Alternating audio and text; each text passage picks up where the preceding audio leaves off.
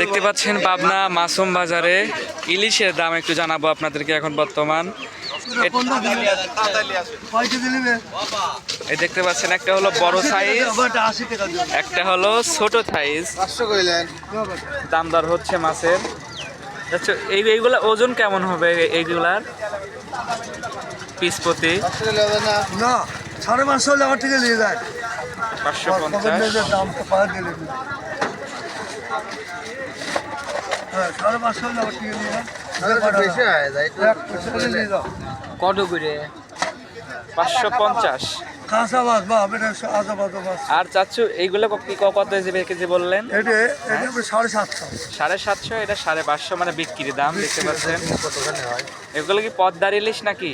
না এটা আমরা কুয়া কাটা পাথর কাটা কুয়া কাটা। ওরে বাবা রে বাবা, অনেক দূর থেকে আসছে। 361 টাকা।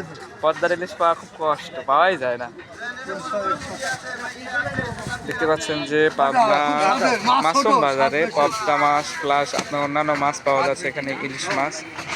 তো আমরা যদি একটু ওই পাশে যাই, দেখতে পাচ্ছেন আরও কিছু মাছ দেখায়, দেশাল মাছ।